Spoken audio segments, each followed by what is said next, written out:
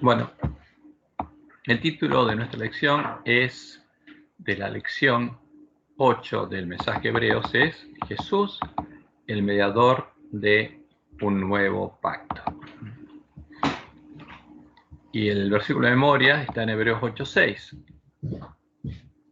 Pero ahora, tanto mejor ministerio es el suyo, por cuanto es mediador de un mejor pacto, establecido sobre mejores promesas. Entonces el autor de Hebreos dice que el nuevo pacto es un mejor pacto y establecido sobre mejores promesas. Entonces nosotros tenemos que conocer cuáles son esas promesas. Y por supuesto el príncipe de este mundo no quiere que las conozcamos, porque esas promesas son las que hacían que el pueblo de Dios lo hubiera vencido cuando llegó el reino de Dios a ellos. ¿Por qué fue necesario un nuevo pacto? ¿Por qué es un mejor pacto? ¿Cuáles son las mejores promesas del nuevo pacto?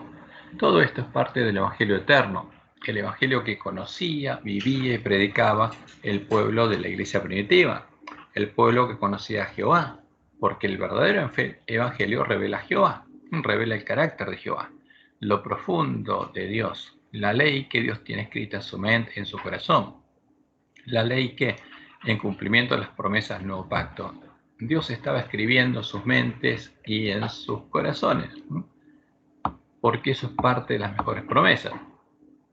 Y como leemos en Jeremías 31, 33 al 34, que cita constantemente el autor de Hebreos, pero este es el pacto que haré con la casa de Israel después de aquellos días, dice Jehová.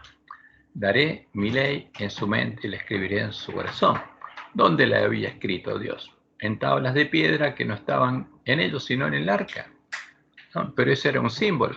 Y la promesa de Dios es que daría su ley en la mente de su pueblo y la escribiría en el corazón de ellos. Y yo seré ellos por Dios y ellos me serán por pueblo. Y no enseñará más ninguno a su prójimo ni ninguno a su hermano diciendo conoce a Jehová, porque todos me conocerán, desde el más pequeño de ellos hasta el más grande, dice Jehová. Entonces, ¿cuál era la característica principal de este pueblo? Conocían a Jehová, porque conocían la ley que él tenía escrita en la mente del corazón y tenían la misma ley escrita en la mente del corazón de ellos, porque estaban siendo restaurados a imagen de Dios.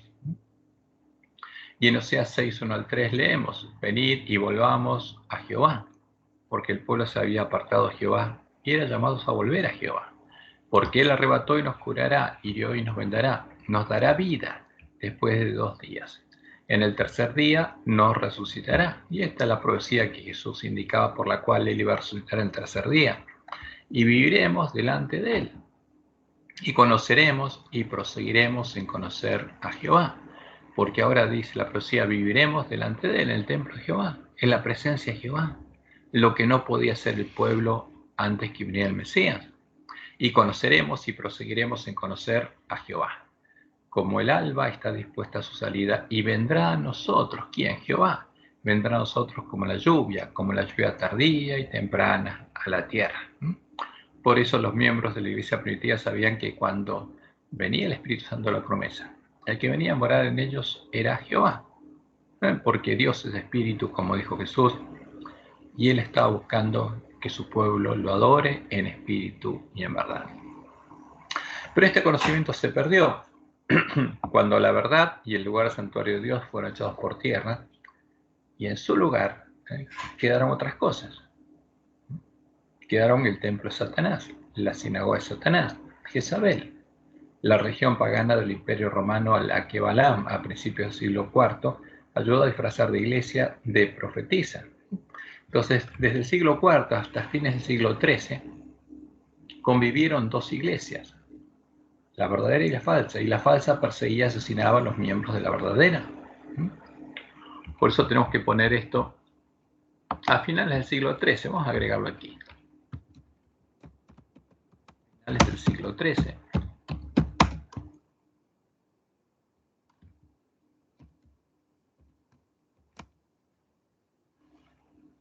Entonces, ¿qué quedó después de se perdió el procedimiento de la verdad? No quedó el templo de Dios, quedó la sinagoga de Satanás. Y quedó el falso Dios, el Dios de Jezabel, Baal, el Dios de la fortaleza, el Dios de la bestia romana, disfrazado por Balaam como el Dios de la Trinidad. la falsa roca que son dioses, en la doctrina de Jezabel, la doctrina que lleva a conocer las profundidades de Satanás.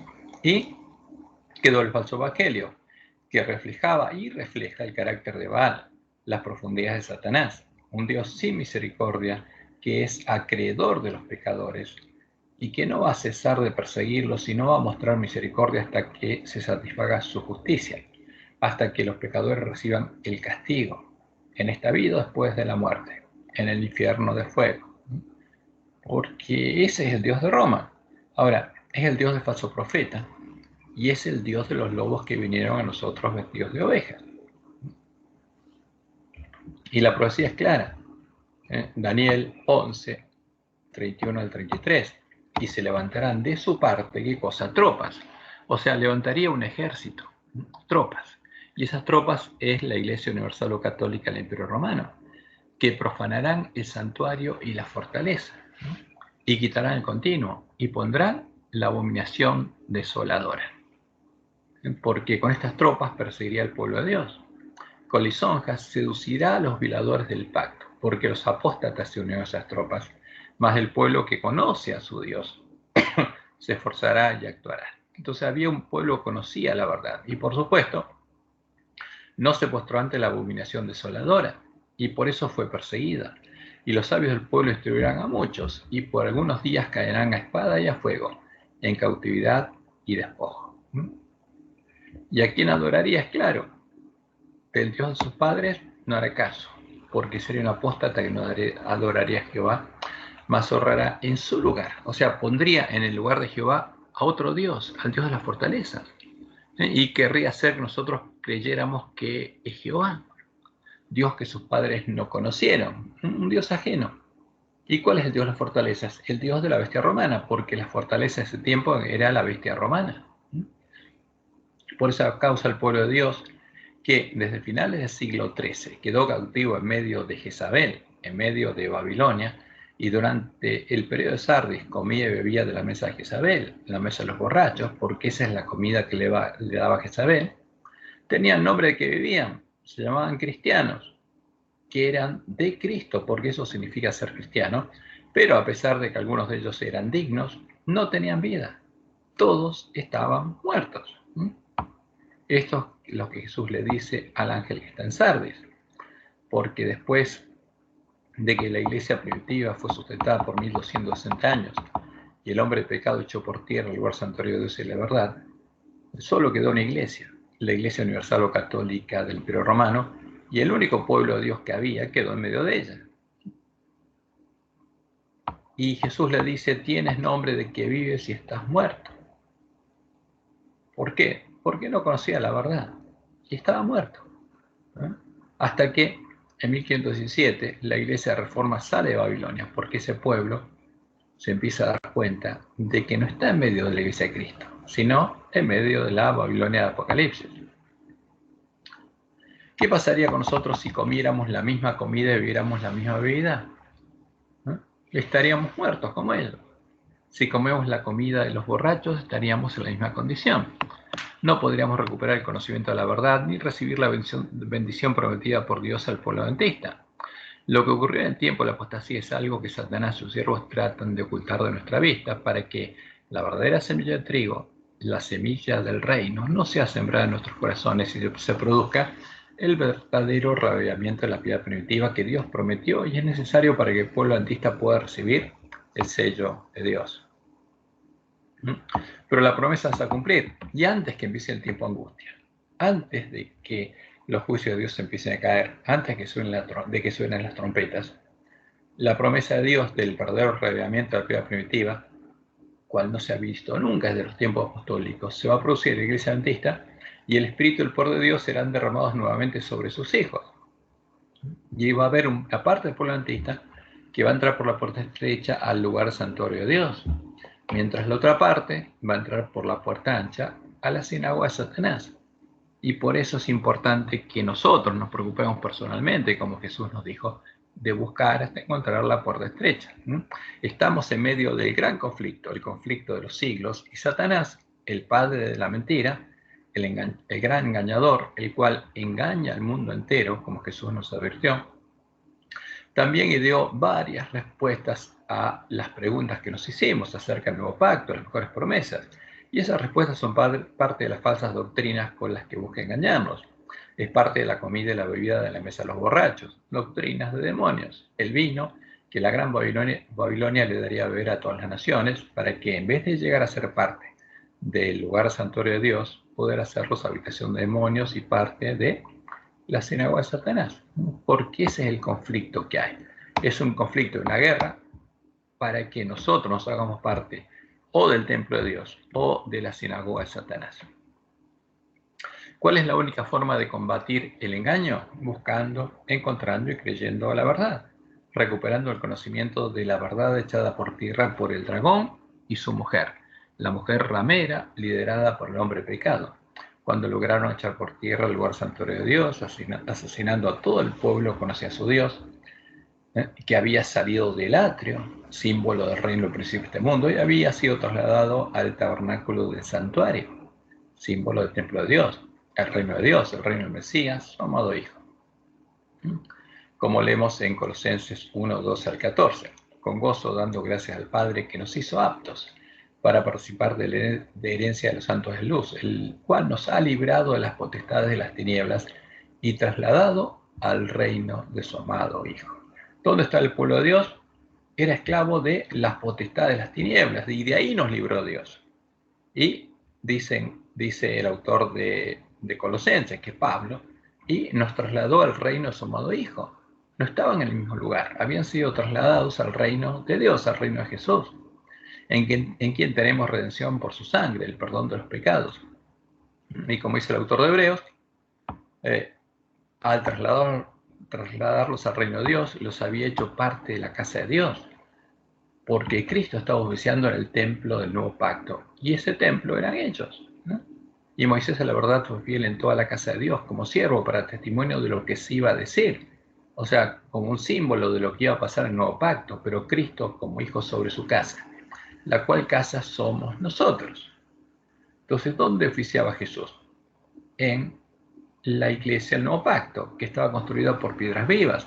Jesús oficiaba en cada uno de los miembros de la iglesia primitiva, porque estaba morando en ellos, como había dicho. Yo soy la vid y mi padre es el labrador. Y ellos estaban unidos al verdadero Jesús, porque habían entrado por la puerta estrecha. Porque el santuario tenía dos partes. El atrio, que es un símbolo de Babilonia, Sodoma y Egipto, el lugar donde antes de ser liberado de la esclavitud del pecado, el pueblo de Israel tuvo que sacrificar el Cordero de Pascua, y es el lugar donde Jesús moriría, donde estaban los esclavos del pecado. Y estaba el tabernáculo, símbolo del reino de Dios, de Canaán, a donde iban a entrar los redimidos, por la puerta estrecha. Y justamente esto es lo que tendríamos que entender nosotros, como Dios le dijo a Elena de White, que los que esperaran pacientemente comprenderían justamente lo que era un misterio para ellos, el significado del santuario. Y en Apocalipsis 11, 1 al 8, en este caso dejamos el 1 y el 2. Entonces me fue dada una caña semejante a una vara de medir, y se me dijo: levántate y mide el templo de Dios y el altar y a los que adoran en él. Entonces, ¿qué se iba a medir? Justamente el día de la expiación, el día en que el santuario tiene que ser purificado, mide el templo de Dios, porque el antitipo del tabernáculo era el templo de Dios. Mide esto, y mide el altar, y mide a los que adoran dentro del templo, que como Dios le mostró en el Juan, están representados por la lámpara, el altar del incienso y la mesa de los panes de proposición. O sea, solo serían juzgados los que hubieran entrado por la puerta estrecha al reino de Dios, pero los que estuvieran en el atrio no. Por eso es importante entender este mensaje, porque si no somos juzgados, quiere decir que no podemos llegar a ser parte de la esposa del Cordero. Pero el patio está fuera del templo, déjalo aparte y no lo midas, porque ha sido entregado a los gentiles, y ellos sudarán la ciudad santa 42 meses, o sea, se apoderarían del atrio, se harían llamar iglesia cristiana, y ellos serían los que asesinarían al pueblo de Dios. Como leemos en Daniel 8 del 9 al 12. Y se engrandeció hasta el ejército del cielo, y parte del ejército de las estrellas echó por tierra y les pisoteó. Aún se engrandeció contra el príncipe de los ejércitos, y por él fue quitado el continuo, y el lugar santuario fue echado por tierra. ¿Y qué echó por tierra además? Y echó por tierra la verdad. ¿Cuándo? Cuando los transgresores hubieran llegado al colmo. Destruiría a los fuertes y al pueblo de los santos. Y hablaría palabras contra el Altísimo, y a los santos del Altísimo quebrantaría. Y esa profecía se cumplió, ya es historia. Por eso, el primer trabajo que Dios le dio al pueblo antista era recuperar el conocimiento de la verdad hecha por tierra, y debía empezar viendo la historia y el cumplimiento de la profecía, para poder oír lo que el Espíritu dice a las iglesias, comprender cuál fue el cumplimiento de la profecía de las 7 iglesias, y llegar a tener oídos para oír las palabras de la profecía. Porque Jesús fue claro: escribe al ángel de la iglesia en Filadelfia. Esto dice el santo, el verdadero, el que tiene la llave de David, el que abre y ninguno cierra, cierra y ninguno abre. ¿Qué nos dice a nosotros? Hay una puerta que está abierta y nadie la puede cerrar. Búsquenla hasta encontrarla, busquen la puerta estrecha. Y hay otra puerta. Por una se entra al templo de Dios, y por la otra se entra a la sinagoga de Satanás. Y los que entran a la sinagoga de Satanás también se dicen ser judíos, y no lo son. ¿Quién es judío? Como dice Pablo en Romanos 2. El que es circuncidado en el corazón, el que es parte del templo de Dios y nace de Dios. Pero los otros también serían judíos, pero no son. Y mentirían. Y serían parte de la sinagoga de Satanás. ¿Por qué? Porque habrían entrado por la puerta ancha. Porque en el atrio estaría la mujer Jezabel adorando la abominación desoladora, a Baal. Y la habría disfrazado a Baal de Cristo. Ahí estaría la puerta ancha y el camino espacioso. Y el lugar santuario de Dios habría sido echado por tierra, y habría que buscar esa puerta. Por eso habría 2 caminos y 2 puertas. Y habría que buscar la puerta estrecha. Por eso Jesús nos dice: entrad por la puerta estrecha, porque ancha es la puerta y espacioso el camino que lleva a la perdición, y muchos son los que entran por ella. Y al entrar por ella son ellos parte de la sinagoga de Satanás. Porque estrecha es la puerta y angosto el camino que lleva a la vida, y pocos son los que lo hallan. Y Jesús es claro: yo soy la puerta. Y si hay 2 puertas, ¿qué quiere decir?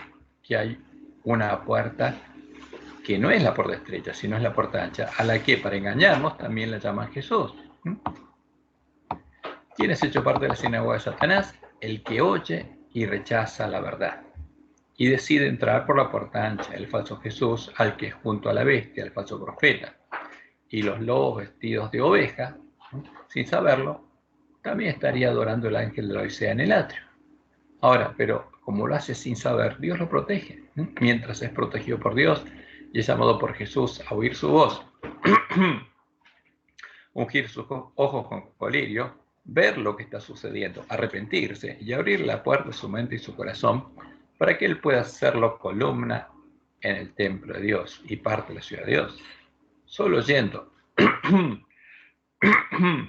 en lo que el Espíritu dice a las iglesias, podría llegar a entender justamente lo que sucedió con los 2 testigos, y podría arreglar sus lámparas, escudriñando diligentemente las Escrituras, estudiando a los cadáveres de los 2 testigos, para que los 2 testigos volvieran a la vida, se levantaran sobre sus pies y volvieran a testificar la verdad e iluminar cuál es la puerta estrecha y el camino angosto que lleva a la vida.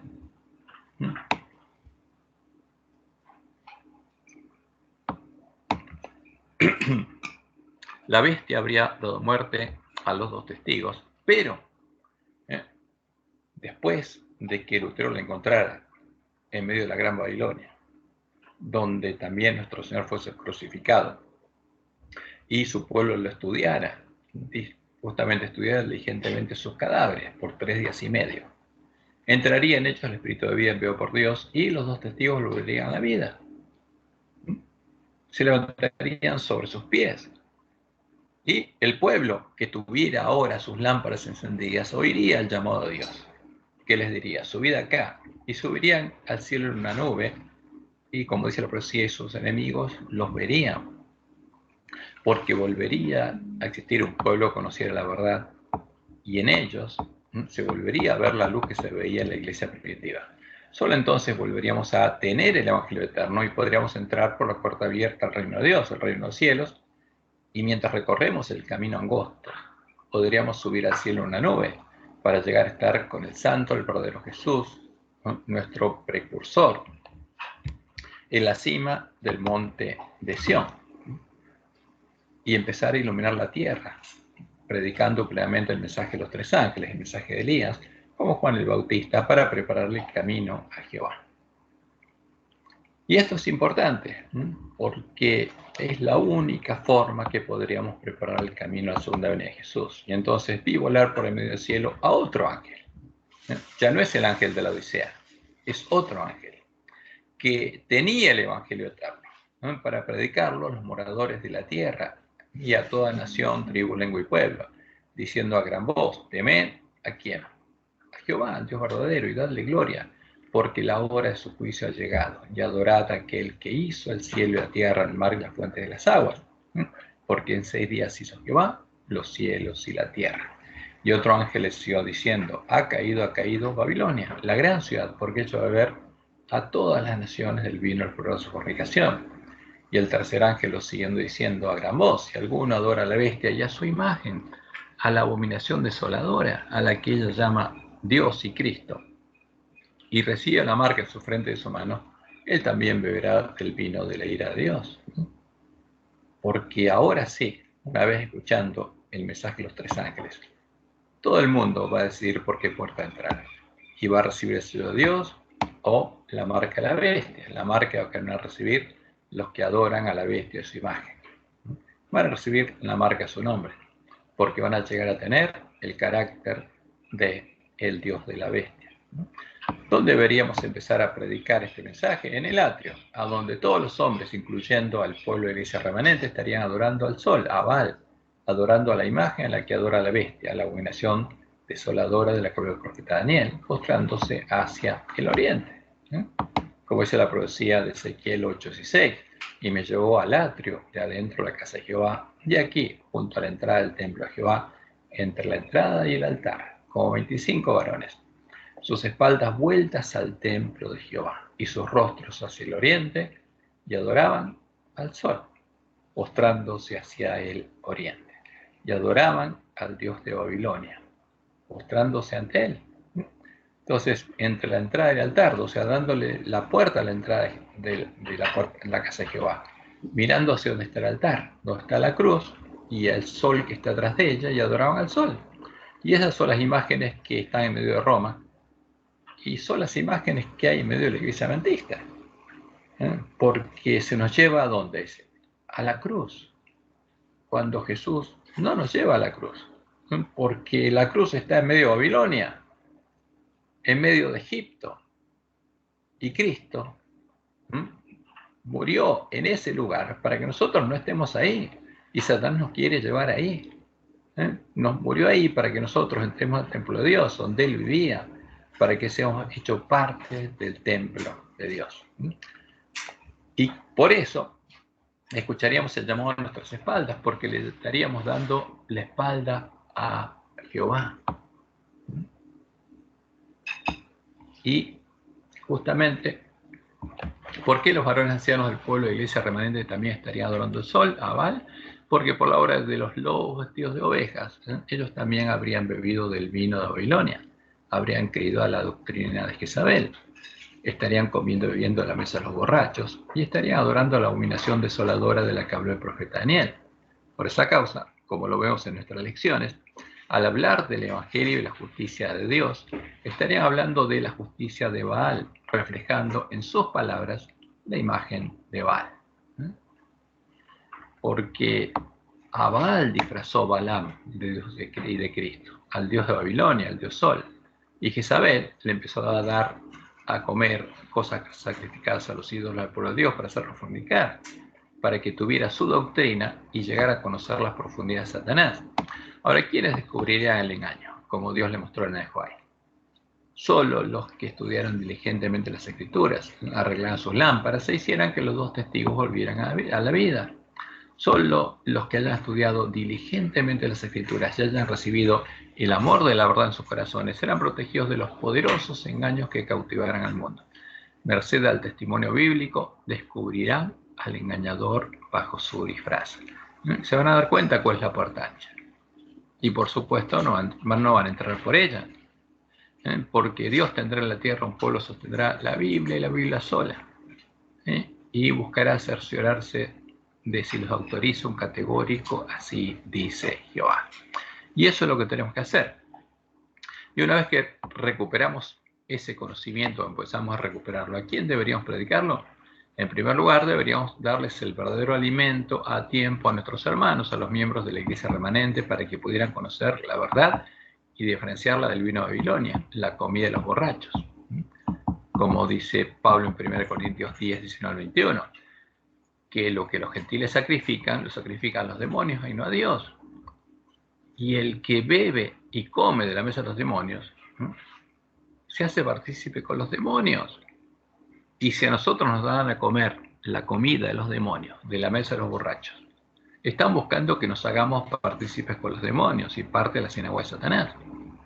Pero Pablo les dice a sus hermanos en 2 Corintios 6, 14 al 18, no os unáis en yugos igual con los incrédulos, porque qué compañerismo tiene la justicia con la injusticia, y qué comunión la luz con las tinieblas, y qué concordia Cristo con Belial, y qué concordia Jehová con Azazel, o qué parte el creyente con el incrédulo, y qué acuerdo hay entre el templo de Dios y los ídolos, porque vosotros sois el templo del Dios viviente, porque ellos eran el templo de Dios, y Dios moraba en ellos, como Dios dijo, habitaré y andaré entre ellos y seré su Dios, y ellos serán mi pueblo. Porque esto no ocurría en el antiguo pacto, pero sí en el nuevo. Estas son las mejores promesas que quiere ocultar Satanás y quieren ocultar sus siervos. Por lo cual, salid de en medio de ellos y apartaos, dice el Señor, y no toquéis lo inmundo, y yo recibiré. Y seré para vosotros por padre, y vosotros me seréis hijos e hijas, dice el Señor Todopoderoso. Por eso Jesús nos dice claramente, ¿quién es siervo fiel y prudente? Al cual puso su Señor sobre su casa para que les dé el alimento a tiempo, al cual su Señor les dio el verdadero alimento y los mandó a darle ese alimento a sus hermanos. Bienaventurado aquel siervo al cual cuando su Señor venga le halle haciendo así. De cierto os digo que sobre todos os viene de pondrá. Pero si aquel siervo malo dijere en su corazón, mi Señor tarda en venir, y comenzare a golpear a sus consiervos y aún a comer y a beber con los borrachos, ¿qué va a pasar con él? Cuando venga su Señor, lo va a dejar fuera de su casa y pondrá su parte con los hipócritas, y allí será el lloro y crujir de dientes. Porque eso estaría pasando, porque estaría la comida, la bebida de los borrachos en medio de la iglesia adventista, porque los lobos la habrían traído. Y tenemos que verla, porque esa es la profecía, la palabra profética más segura, y cuando la vemos, simplemente estamos viendo el cumplimiento de la profecía. Por tanto, Jehová dice, Jehová esperará para tener piedad de vosotros, y por tanto será exaltado teniendo de vosotros misericordia, porque Jehová es Dios justo. Bienaventurados todos los que confían en él. Ciertamente el pueblo morará en Sión, en Jerusalén. Y la promesa es fiel. Nunca más llorarás. El que tiene misericordia se apiadará de ti. Al oír la voz de tu clamor te responderá cuando clames a él. Bien que os dará el Señor pan de congoja y agua de angustia. Con todos tus maestros nunca más te serán quitados, sino que tus ojos verán a tus maestros. Entonces tus oídos oirán a tus espaldas palabra que digas. ¿Por qué a tus espaldas? Porque ese pueblo estaría adorando al sol, postrándose hacia el oriente, dándole espalda a Jehová. Entonces tus oídos oirán a tus espaldas palabra que diga, este es el camino, andad por él. Y no echéis a la mano derecha ni tampoco torzáis a la mano izquierda. Entonces profanarás la cubierta de tus esculturas de plata y la vestidura de tus imágenes. Porque ¿qué tendríamos? Ídolos. Las apartarás como trapo asqueroso. Sal fuera, les dirás. ¿Qué tenemos que decirle a los ídolos que están en medio de la iglesia adventista? Los ídolos que estaríamos adorando en el atrio. Sal fuera, echarlos, deshacernos de los ídolos. Entonces dará Jehová, el Señor, lluvia a tu sementera cuando siembres la tierra, y dará pan del fruto de la tierra. Y por supuesto, Dios sabe el final desde el principio, por eso lo anuncia, para que nosotros podamos oír sus palabras. ¿A dónde llegarían los siervos fieles al final del camino? A la cima del monte Sión, a la ciudad de Dios, a la Nueva Jerusalén, simbolizada por la mesa de los panes de la proposición de Dios a su pueblo, y entrarían con el esposo por sus puertas a las bodas. Por eso dice Jesús, al que venciere, yo le haré columna del templo de mi Dios. Pero para ser columna tienen que entrar por la puerta estrecha al templo de Dios. Y como dice Apocalipsis 14, 1 al 5, Juan dice, después miré y aquí el Cordero estaba en pie sobre el monte de Sión y con él 144.000 que tenían el nombre de él y de su Padre escrito en la frente. Y estos son los que no se contaminaron con mujeres, pues son vírgenes. ¿Dice? Fíjate afuera. ¿Qué? Bueno, es el tractor. Entonces, estos son los que no se contaminaron con mujeres, pues son vírgenes. Estos son los que siguen al Cordero por donde quiera que va. Estos fueron redimidos de entre los hombres como primicias para Dios y para el Cordero. Y en sus bocas no fue hallada mentira, pues son sin mancha delante del trono de Dios. Ya son panes y levadura. Y esa es la promesa de Dios. Y por supuesto lo que Satanás quiere ocultar. Después de esto, el Cordero y su esposa, los 144.000 sellados, tienen que ir a buscar a quién, al pueblo de Dios que está en medio de Babilonia, porque primero el mensaje se envía al pueblo que está en el campo del Padre Familia, donde va a estar la primera cosecha, y después tiene que ir a predicarle al pueblo que está en Babilonia. Después de esto vi otro ángel descender del cielo con gran poder, con el poder de la lluvia tardía, y la tierra fue alumbrada con su gloria, y clamó con voz potente, diciendo, ha caído la gran Babilonia, y se ha hecho habitación de demonios y guarida de todo espíritu mundo, y albergue de toda ave inmunda y aborrecible, porque todas las naciones han bebido el vino el flor de su fornicación, y los reyes de la tierra han fornicado con ella. ¿Y qué dice Dios además? Salid de ella, pueblo mío, salgan del atrio, para que no seáis partícipes de sus pecados, ni recibáis parte de sus plagas. Y eso es importante que lo entendamos, porque es parte de nuestra misión. Porque el pueblo de Dios tiene que prepararle como Juan el camino a Jehová. Vos que clama en el desierto, preparad camino a Jehová, enderezad casa a la soledad a nuestro Dios. Y se manifestará la gloria de Jehová, y toda carne juntamente la verá. Por eso Dios nos dice, levántate, resplandece. ¿A quién? A su pueblo. Y la promesa es que sobre nosotros amanecerá Jehová, y sobre nosotros será vista su gloria. Por eso Jesús le dice a los bienaventurados su pueblo, vosotros sois la luz del mundo. Una ciudad sentada sobre un monte, sobre el monte de Sión, no se puede esconder. Y Satanás no va a poder esconder ese testimonio. Y ahí ese llamado va al pueblo de Babilonia, y el mensaje es claro y hermoso, bienaventurados los que lavan sus ropas. ¿Y dónde se lava? Cuando sale del atrio está la fuente, hay que lavar la ropa ahí para poder entrar al reino de Dios. Lavan sus ropas para tener derecho al árbol de la vida y para entrar por las puertas en la ciudad. Y el espíritu y la esposa dicen, ven.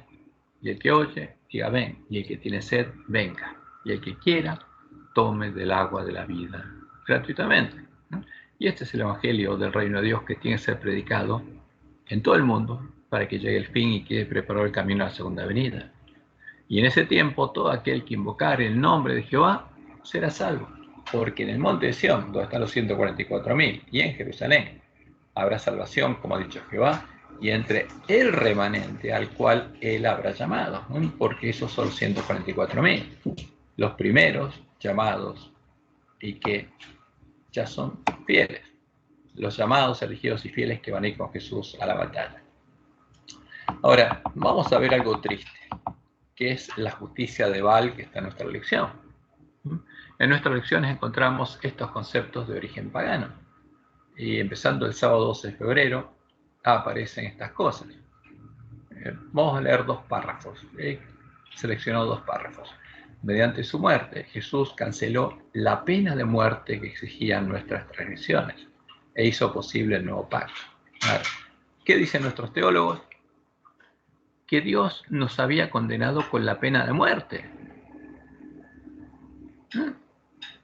Y que Jesús le pagó a Dios. Porque vamos a ver que después dicen que Dios lo mató. O sea que este Dios es el creador de la muerte, porque su ley exige la muerte. O sea que la muerte existía antes que alguien la violara. Y el próximo párrafo dice: Jesús manifestó la obediencia perfecta requerida por el pacto. Y esto es una gran mentira. El pacto de Dios con Israel no requería obediencia perfecta para ser librados de la pena de muerte, como dicen nuestros teólogos. Porque Dios sabía que ellos no podían guardar la ley. Requería fe en sus promesas y seguir el camino de la gracia que Él les ofrecía a los pecadores para poder justificarlos, para declararlos justos en forma gratuita, por gracia. Pero, como eso no es lo que hace Baal, nuestros teólogos no creen eso. Es triste. Ahora, próximo párrafo. Lunes 14 de febrero. Debido a la infidelidad del pueblo, las promesas que Dios hizo bajo el pacto mosaico nunca se cumplieron. Y esto es muy triste oírlo, porque esto es una barbaridad. ¿Cómo que las promesas que Dios hizo bajo el pacto mosaico nunca se cumplieron? Todas las promesas que Dios hizo bajo el pacto mosaico se cumplieron en todos los hombres que les abrazaron por fe y llegaron a ser vencedores. Ahora, Dios prometió llevar a su pueblo de Egipto a Canaán e introducirlo en la tierra prometida. ¿Lo introdujo finalmente? Sí. ¿Quiénes no entraron? Los que pecaron en Sittim y los que habían pecado en Cádiz. Ahora, pero los que llegaron a conocer a Jehová y tuvieron fe, entraron, y Josué les dio el reposo prometido. ¿Cumplió esa promesa? Sí. ¿Qué más les prometió Dios? Muchas cosas les prometió, y ellos las recibieron. E incluso les prometió enviarles al Mesías. ¿Les envió el Mesías? Por supuesto que sí. ¿Los que creyeron en el Mesías entraron al reino de Dios? Claro que sí, como dice Pablo. Los que creyeron las promesas, y como dice el autor de Hebreos en Hebreos 4, los que creyeron, había judíos que creyeron, habían entrado a su reposo. Un remanente había entrado. Porque todas las promesas que Dios hizo bajo el pacto mosaico se cumplieron. Dios es fiel. Y los autores de la lección están dando un falso testimonio, y un testimonio muy feo, porque están mintiendo. Ahora, vamos a la lección del martes 15. La muerte de Cristo posibilita la institución del nuevo pacto porque satisface las demandas del primer pacto con Israel. ¿Se basa en qué? Ellos dicen, el pacto con Israel exigía obediencia perfecta.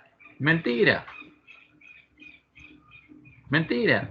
Porque justamente el pacto era para un pueblo pecador que Dios sacó de Egipto, que era pagano e idólatra, y que Dios quería bendecir. Y justamente cuando le dio la ley, esa ley le mostraba el pecado para que ese pueblo pudiera arrepentirse, ir ante él y ser limpiado al santuario y trasladar los pecados de ellos al santuario. Y Dios nunca le pidió, justamente le exigió lo que exige Baal, obediencia perfecta, o si no el castigo y la muerte. Es una vergüenza esto. Entonces, la muerte de Cristo posibilita la institución del nuevo pacto porque satisface las demandas del primer pacto con Israel, que se había quebrantado. En este sentido, Jesús es el garante que asumió todas las obligaciones legales incumplidas. O sea, para sostener la mentira, inventan mentiras.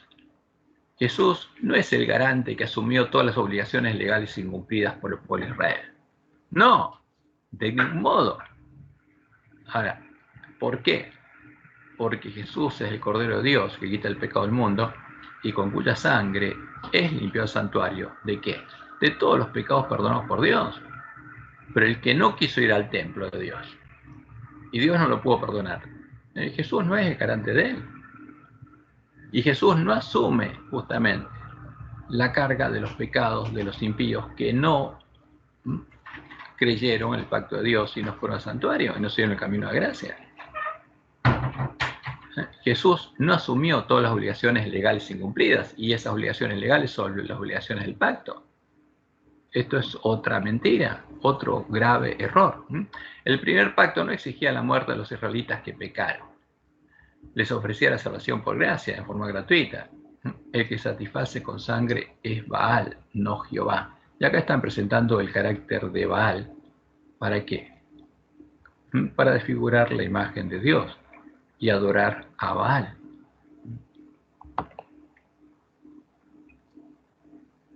En el miércoles 6 de febrero leemos lo siguiente. Podemos sentirnos tentados a pensar que el nuevo pacto tiene mejores promesas. ¿Cómo que tentados a pensar? Si eso es lo que dice la Biblia. En el sentido de que tiene mayores recompensas que las que tenía el antiguo pacto. Una patria celestial, la vida eterna y otras. La verdad es que Dios les ofreció a los creyentes del Antiguo Testamento las mismas recompensas que nos ofrece a nosotros. No, esta es una mentira, justamente. Y es triste ver tantas mentiras flagrantes en nuestra lección. Porque justamente el autor de Hebreos dice que el nuevo pacto es mejor que el antiguo, porque Dios puede hacer ahora cosas que antes no podía, después de redimir a su pueblo. Y lo que es cierto es que a los creyentes del Nuevo Testamento les ofreció las mismas promesas que a los creyentes del Antiguo Pacto, más las nuevas promesas del Nuevo Pacto. Porque las promesas que tenían en el Antiguo Pacto, que era una patria celestial, la vida eterna, la salvación, la justificación, el perdón de pecados, siguen existiendo, pero a eso le agregó nuevas y mejores promesas. El pacto entre Dios e Israel era un intercambio formal de promesas entre Dios e Israel. Pero esto es mentira. No hay un intercambio formal de promesas. Entonces, hay una obligación. Si vos la cumplís, yo cumplo la mía. Ahora, si vos violás, yo dejo cumplir mi promesa. No es eso. Eso es la ley que rige los pactos humanos. Ese no era el pacto de Dios. No es el pacto entre Dios e Israel. Porque Dios es un pacto con un pueblo que no podía guardar su ley. Y él no le pedía nada a cambio, era por gracia, por amor. El que hace ese intercambio formal de promesas es Baal. Y el próximo párrafo dice: la obediencia de Jesús garantiza las promesas del pacto. ¿Por qué dice? Ese pacto es un intercambio formal de promesas. Y si Jesús obedece, se gana las promesas del pacto. Y ahora es un acreedor Jesús. Y le demanda a Dios que le dé las bendiciones del pacto y Él luego las da a nosotros. O sea, hay un Dios sin misericordia que no quiere darnos, y Jesús, como las ganó, se las demanda y Él tiene que dárselas y Jesús nos da a nosotros. Y es una vergüenza esto, pero a este nivel llega nuestra lección. Tan mareados están nuestros varones ancianos con el vino de Babilonia. Y dice: Cristo ha satisfecho las demandas del pacto. No. No, el pacto no exigía nada de lo que cumplió Jesús. El pacto lo hizo Dios con pecadores que no podían guardar su ley.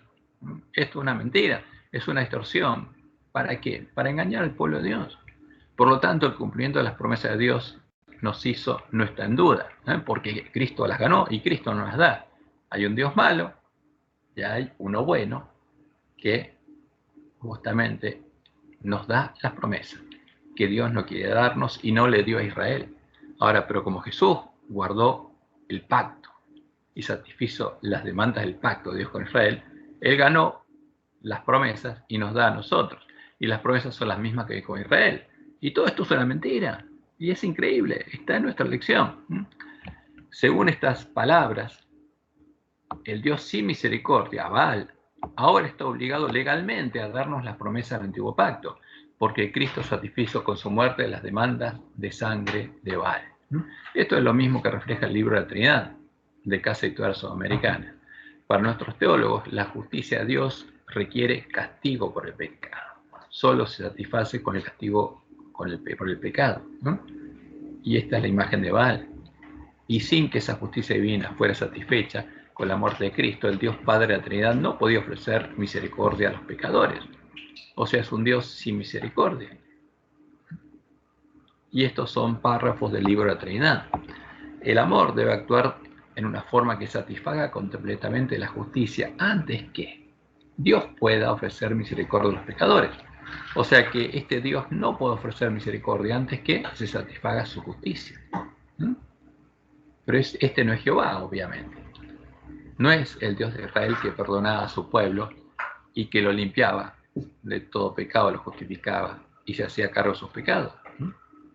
Sin embargo, la pregunta crucial es, ¿necesitó morir Cristo para satisfacer los requerimientos de la amante justicia de Dios? ¿Fue necesaria la satisfacción de la justicia divina, una exigencia necesaria del amor de Dios antes de poder ofrecer su misericordioso perdón a los pecadores? O sea que antes que Jesús muriera, Dios no podía ofrecer perdón a los pecadores. Es una vergüenza lo que dicen. Estos son doctores en teología. Nosotros insistimos en que la amante justicia de Dios necesitaba ser satisfecha por la muerte de Cristo como un castigo por el pecado. O sea que la justicia de Dios es castigo, es el Dios que castiga. Y la muerte es el castigo. Dios mató a Jesús y satisfizo su ansia de sangre. Es triste. Esta es la barbaridad que encontramos en nuestro folleto de lección. Esta es la comida y la bebida de los borrachos. Es una vergüenza.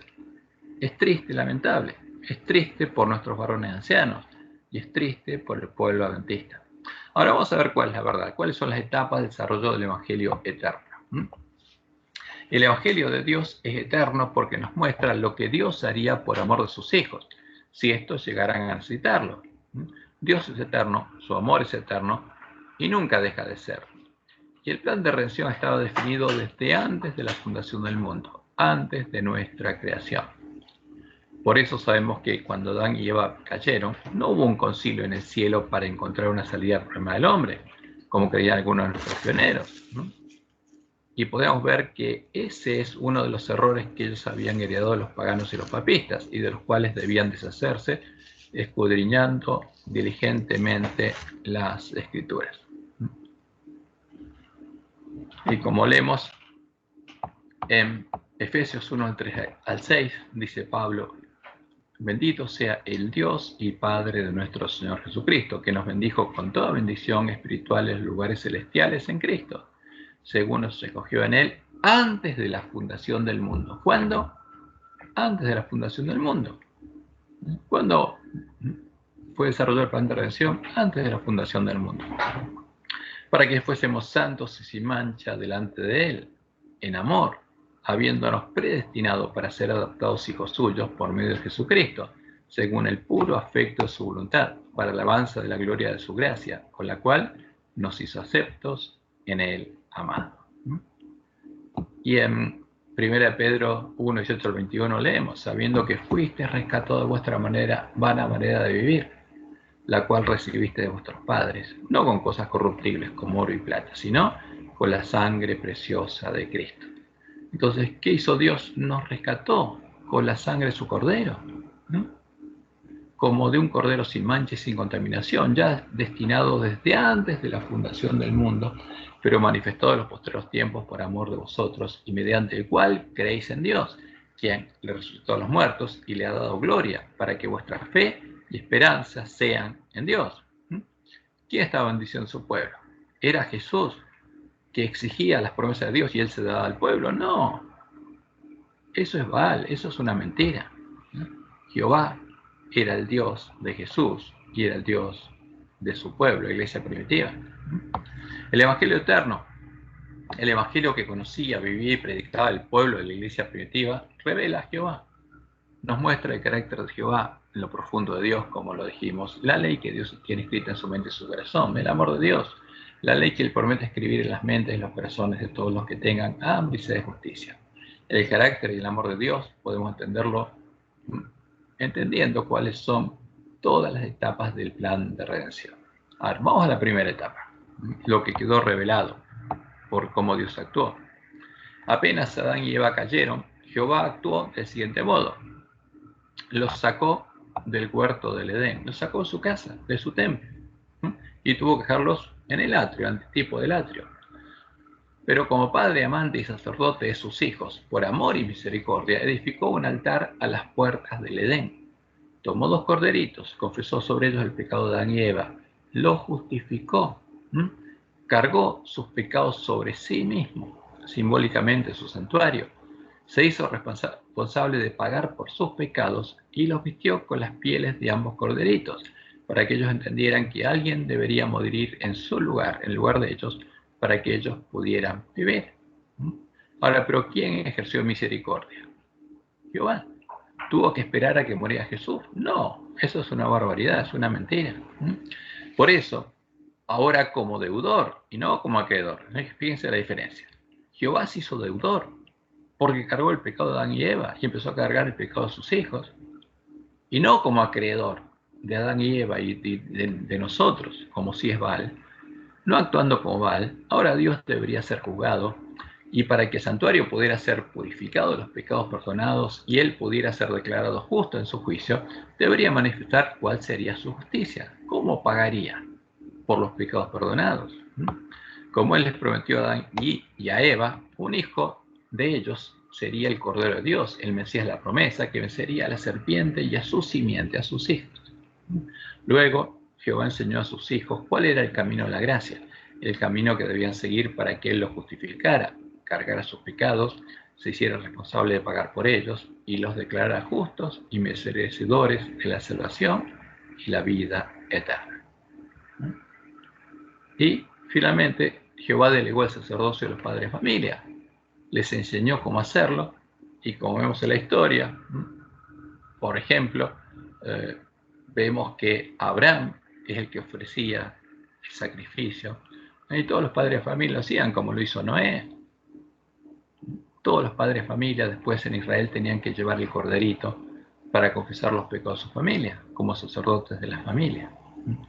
Y este es el camino que siguieron todos los hombres que llegaron a ser vencedores antes que Dios hiciera el antiguo pacto con el pueblo de Israel, los hombres en los cuales Dios justificó, como leemos en Hebreos 11:4. Por la fe, Abel ofreció a Dios más excelente sacrificio que Caín, por lo cual alcanzó testimonio de que era justo, dando testimonio de sus ofrendas, dando Dios testimonio de sus ofrendas, y muerto aún habla por ella. O sea, por la fe Abel fue justificado por la fe, sí, gratuitamente, sí. ¿Quién lo justificó? Dios. ¿Le ofreció misericordia? Sí. ¿Tuvo que esperar a que muriera Jesús? No, esa es una mentira de los lobos vestidos de oveja y que los que están borrachos con ese vino repiten. Segunda etapa.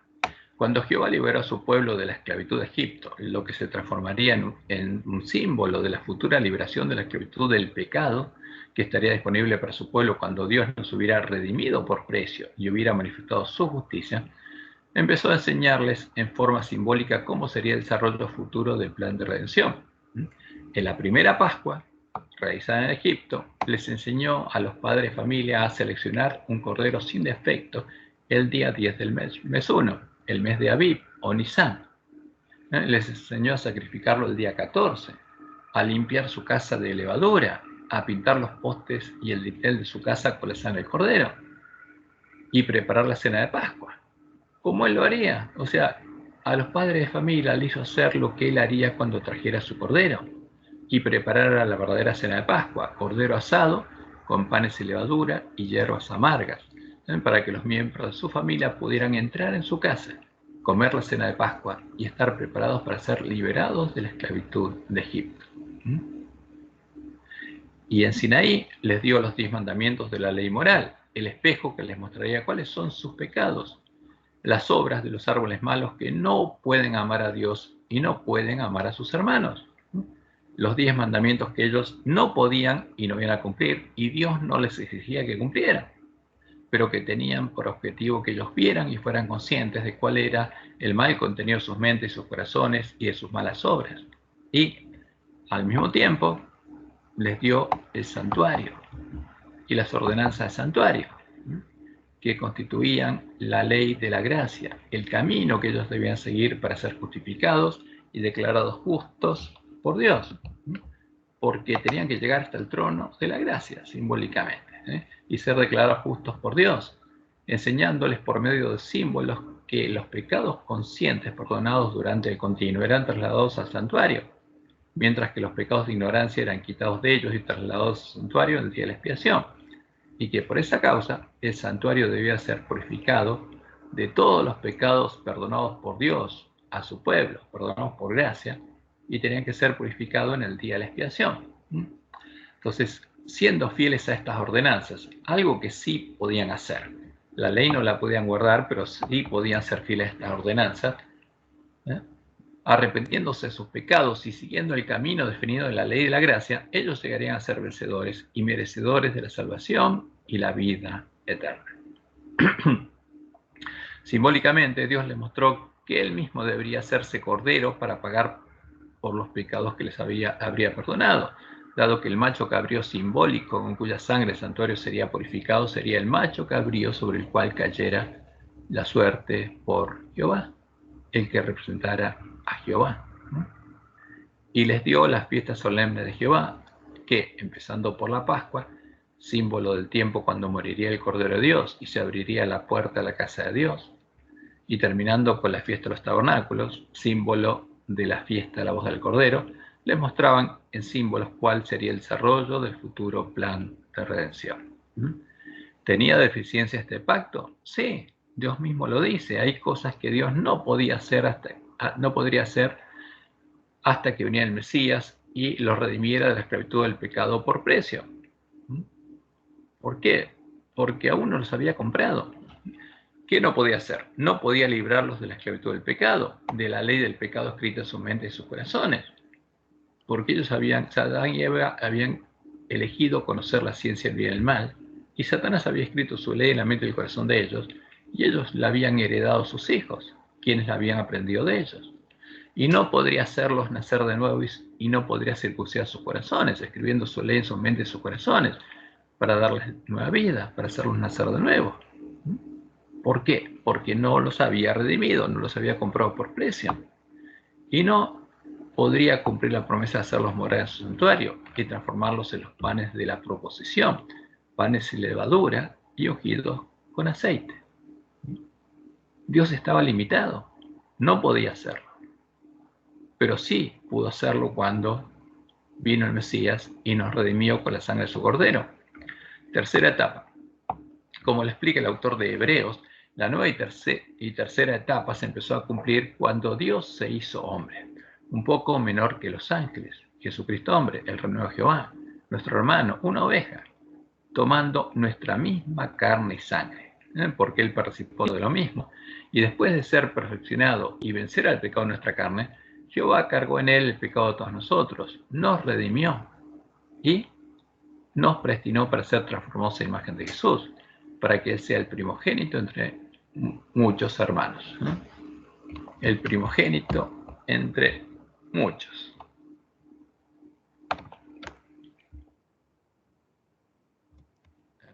Entonces, justamente, Dios empezó a cumplir las mejores promesas del nuevo pacto, porque son mejores. ¿Cuáles son las promesas? Traer a su Cordero, el verdadero Cordero, no el simbólico, el real, haciéndose él mismo hombre como el hijo de David, para poder perfeccionar al Cordero, escribiendo su ley en su mente y su corazón, hasta que él llegara a vencer al pecado de la carne, mereciera vivir y decidiera poner su vida por amor, justamente y voluntariamente, en expiación por nuestros pecados, para redimirnos, para que el gozo justamente puesto delante de él se cumpliera. Y en Salmos 48 está la promesa justamente y el deseo de David que sería realidad, porque el Mesías cumpliría esta promesa. Me complazco en hacer tu voluntad, oh Dios mío, y tu ley está escrita en medio de mi corazón. Por eso Jesús sería el segundo Adán, porque llegaría a reflejar la gloria de Dios como Adán y Eva antes del pecado, porque la ley de Dios volvería a estar escrita en su mente y su corazón. Y después, lo mismo sucedería con sus hermanos. Y si esto no es una mejor promesa, ¿dónde están las mejores promesas? Después, Dios prometió cargar sobre Él, en Él, el pecado de todos nosotros, para que Él sea su justicia y nuestra justicia. Porque con la sangre del Cordero el santuario puede ser purificado y nosotros también somos limpiados. Porque Dios se hace garante nuestro, de nuestros pecados, y la sangre que nos limpia a nosotros tiene que limpiarlo a Él también. Y de ese modo librarnos de la esclavitud del pecado, de estar toda nuestra vida en el atrio y librarnos de la ley del pecado escrita en nuestras mentes y en nuestros corazones, del conocimiento, de la ciencia, del bien y del mal. Lavarnos con agua pura en la fuente del santuario y vestirnos con vestiduras blancas, con las vestiduras del Cordero, que tomó nuestro lugar en el atrio para que nosotros pudiéramos tomar su lugar como hijos de Dios y entrar en el lugar santuario. Y entrar por la puerta estrecha y nacer de nuevo de Dios y empezar a recorrer el camino angosto que lleva a la vida, el camino nuevo y vivo que Jesús nos abrió, mientras Él circuncida nuestros corazones, escribiendo su ley en nuestras mentes y en nuestros corazones. Y finalmente transformarnos en los panes de la proposición de Dios, panes y levadura ungidos con aceite. Y por supuesto, todo esto no estaba disponible en el Antiguo Pacto, porque el pueblo de Israel llegaba hasta el altar simbólico, sacrificaba la ofrenda simbólica y no había un camino abierto. Ahora, pero el autor de Hebreos es claro, algo cambió. Y vamos a leer el capítulo 8 de Hebreos, una parte del 9 y del 10. Ahora bien, dice el autor de Hebreos, el punto principal de lo que venimos diciendo es que tenemos tal sumo sacerdote, el cual se sentó a la diestra del trono de la majestad de los cielos, ministro del santuario y de aquel verdadero tabernáculo que levantó el Señor y no el hombre, el templo construido con piedras vivas, del cual Jesús es la piedra del ángulo. Porque todo sumo sacerdote está constituido por presentar ofrendas y sacrificios, por lo cual es necesario que también éste tenga algo que ofrecer. Así que si estuviese sobre la tierra, ni siquiera sería sacerdote, habiendo aún sacerdotes que presentan las ofrendas según la ley. Y esto es importante, porque el autor de nuestra lección, en otro error, pretende decir que el mensaje es enviado al pueblo judío cuando era perseguido por Roma, cuando es un error. ¿Por qué? Porque el autor de Hebreos dice que aún había sacerdotes que presentaban las ofrendas según la ley. Todavía seguían ofreciéndose ofrendas en el templo de Jerusalén. Y esto no ocurriría después de que Jerusalén fuera destruida por Roma en el año 70. Esto era antes de ese momento y antes del primer sitio de Jerusalén, los cuales sirven a lo que es figura y sombra de las cosas celestiales, como se le advirtió a Moisés cuando iba a erigir el tabernáculo, diciéndole: mira, haz todas las cosas conforme al modelo que se ha mostrado en el monte. Y los que no habían creído al Evangelio del Reino de Dios seguían oficiando ese culto que ya no tenía sentido. Pero ahora, tanto mejor ministerio es el suyo, cuanto es mediador de un mejor pacto, establecido sobre mejores promesas. Porque si aquel primero hubiera sido sin defecto, ciertamente no se hubiera procurado lugar para el segundo. Porque reprendiéndolos dice: y aquí vienen días, dice el Señor, en que estableceré con la casa de Israel y la casa de Judá un nuevo pacto, no como el pacto que hice con sus padres, el día que los tomé de la mano para sacarlos de la tierra de Egipto, porque ellos no permanecieron en mi pacto, y yo me desentendí de ellos, dice el Señor. Por lo cual, este es el pacto que haré con la casa de Israel, después de aquellos días, dice el Señor, después de que venga el Mesías y los redima de la esclavitud del pecado. Pondré mis leyes en la mente de ellos y sobre su corazón las escribiré. ¿Era esta la promesa que Dios le había hecho al pueblo de Israel en el antiguo pacto? No. Esta es la promesa del nuevo pacto, ¿no? Lo que Dios les dijo que haría con ellos después de que fueran llevados cautivos a Babilonia y Él los volviera a traer a su tierra cuando les enviara el Mesías. Pondré mis leyes en la mente de ellos y sobre su corazón las escribiré. Y seré ellos por Dios, y ellos me serán a mí por pueblo. Y ninguno enseñará a su prójimo, ni ninguno a su hermano, diciendo: conoce a Jehová, porque todos me conocerán, ¿no? Este sería el pueblo que conoce a su Dios. Y este es el pueblo de la iglesia primitiva. No era el pueblo del antiguo pacto, sino el pueblo del nuevo pacto. Y en Hebreos 9, el autor sigue comparando la diferencia entre un pacto y otro. Y así dispuestas estas cosas, en la primera parte del tabernáculo entran los sacerdotes continuamente para cumplir los oficios del culto. Pero en la segunda parte solo el sumo sacerdote una vez al año, no sin sangre, la cual ofrece por sí mismo y por los pecados de ignorancia del pueblo, dando al Espíritu Santo a entender con esto que aún no se había manifestado el camino al lugar santísimo. ¿Qué habría? Un camino. Se abriera un camino. ¿Hasta dónde? Hasta la presencia de Dios. Entre tanto que la primera parte del tabernáculo estuviese en pie. ¿Para qué pasa? Hay una parte que ya no está en pie. ¿Cómo es eso? Ahora vamos a verlo. Lo cual es símbolo para el tiempo presente, en el cual se presentan ofrendas y sacrificios que no pueden hacer perfecto en cuanto a la conciencia. Y ese era el defecto del antiguo pacto, que era todo simbólico. El perdón era real, pero como Dios no los había redimido, no podía hacerlos perfectos. En cuanto a la conciencia, no podía quitar el pecado de la mente de ellos y el corazón de ellos y escribir su ley. No pueden hacer perfecto en cuanto a la conciencia del que practica este culto, ya que consiste solo de comidas y bebidas de diversas alusiones y ordenanzas acerca de la carne, impuestas hasta el tiempo de reformar las cosas. Ahora, ¿qué pasaría ese tiempo? Se abriría el camino al lugar santísimo, pero la primera parte del tabernáculo ya no estaría en pie. ¿Cuándo dejó de estar en pie la profecía de las ceremonias que se cumplían en la primera parte del santuario? Cuando Dios cargó todos nuestros pecados en su cordero. Él murió en el antitipo del atrio. Se cumplió la profecía de todas las ofrendas que se ofrecían en el atrio sobre el altar de sacrificio y dejaron de estar en pie el sacerdocio y las ceremonias que se hacían con la sangre de los animalitos simbólicos. Y comenzó el sacerdocio de Jesús y se abrió el camino nuevo y vivo por el que los hombres podemos entrar en la casa de Dios. Y esto es lo que quiere ocultar Satanás. ¿Por qué? Como dice el autor de Hebreos, hay un camino nuevo y vivo, porque la profecía del altar se cumplió y no está más en pie. Ahora, ¿qué pasa con la profecía de la fuente? El antitipo reemplazó al tipo, al símbolo, como el altar fue reemplazado por el Gólgota, donde murió Jesús, en medio de los pecadores. Ahora, la fuente, que era simbólica, es real, porque está disponible la sangre del Cordero, en la cual podemos lavar nuestras ropas y vestidos del Cordero entrar por la puerta abierta, la puerta estrecha, y empezar a recorrer el camino angosto que lleva a la vida. Es el camino nuevo y vivo que se abrió para que podamos entrar en el templo de Dios, y en el caso nuestro, ser hechos columnas del templo de Dios. Y todos los símbolos que están ahí adentro, la lámpara, el altar de incienso y la mesa de los panes de proposición, como Dios les mostró en el Jehová, y reflejan la imagen, son símbolos de los que entran en la casa de Dios. Porque la menorá, símbolo del Espíritu de Dios, es un símbolo de los que nacieron de Dios y el Espíritu de Dios mora en ellos.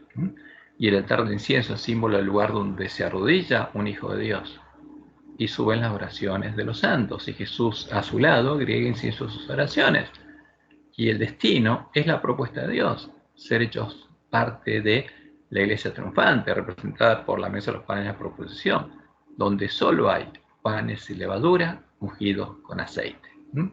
Y por supuesto, el que estaría morando en nosotros sería Dios, porque Él pondría su trono en nosotros, y todo el lugar santo sería santísimo, como dice la profecía de Ezequiel, porque Dios pondría su trono en nosotros, y a su lado estaría sentado el verdadero Cordero, el verdadero sacerdote del nuevo pacto. Porque la ley, sigue diciendo el autor de Hebreos, teniendo la sombra de los bienes venideros, no la imagen misma de las cosas, ¿no? Nunca puede. O sea, podía justamente la ley de Moisés, nunca puede, por los mismos sacrificios que se ofrecen continuamente cada año, hacer perfectos a los que se acercan. De otra manera, cesarían de ofrecerse, pues los que tributan este culto, limpios una vez, o sea, cuando Dios limpiara la mente y el corazón de sus hijos, no tendría ya más conciencia de pecado. Pero en estos sacrificios cada año se hace memoria de los pecados, porque la sangre de los toros y de los machos cabríos no pueden quitar los pecados. ¿De dónde? De la mente y del corazón. Y esa es la gran diferencia entre el antiguo pacto y el nuevo pacto, y el nuevo nacimiento. Y repite de vuelta la promesa de Dios, y nos atestigua lo mismo el Espíritu Santo, porque después de haber dicho, este es el pacto que haré con ellos después de aquellos días, dice Jehová, pondré mis leyes en sus corazones y en sus mentes les escribiré, añade, y nunca más me acordaré de sus pecados y transgresiones, pues donde hay remisión de estos ya no hay más ofrenda por el pecado. Así que, hermanos, teniendo libertad para entrar, ¿dónde? En el lugar santísimo. ¿Tenía libertad para entrar al templo, en el tabernáculo, el pueblo de Israel? No. ¿Y los miembros de la iglesia primitiva? Sí. Por la sangre de Jesucristo, por el camino nuevo y vivo que nos abrió a través del velo, esto es de su sangre, de su carne, y teniendo un gran sacerdote sobre la casa de Dios, acerquémonos con corazón sincero, en plena certidumbre de fe, purificados los corazones de mala conciencia y lavados los cuerpos con agua pura. Y esta es la promesa de Dios. Esto es lo que Satanás quiere ocultar. Y es lo que tenemos que vivir para ser hechos parte del templo de Dios. Lo primero que tenemos que hacer es oír la palabra de Dios y creer al Evangelio para poder recibir el Espíritu Santo la promesa. Notemos que después de ser redimidos de la esclavitud del reino, en el reino del príncipe de este mundo, y escuchar las buenas nuevas del Evangelio del reino de Dios, a los que habían creído a la verdad, habían entrado en su reposo por la puerta estrecha, habían sido trasladados del atrio al lugar santuario de Dios, el reino de Dios, el reino del Mesías. ¿Qué pasaba con ellos? Estaban recorriendo el camino angosto que lleva a la vida, el camino que tenemos que recorrer nosotros, el camino que Dios le mostró en el Juárez, y una parte del pueblo adventista va a recorrer, como volvemos a leer en Colosenses 1, 12 al 14. Con gozo, dando gracias al Padre que nos hizo aptos para participar de la herencia de los santos en luz, el cual nos ha librado de la potestad de las tinieblas. Y eso es lo que Satanás no quiere. Quiere tenernos en el atrio, siendo esclavos de él, hasta que pase el tiempo de nuestra visitación, el tiempo de gracia, y Jesús deje de llamarnos. Y por eso mandó a los lobos, y trajeron los lobos la comida y la bebida de los borrachos a la iglesia adventista.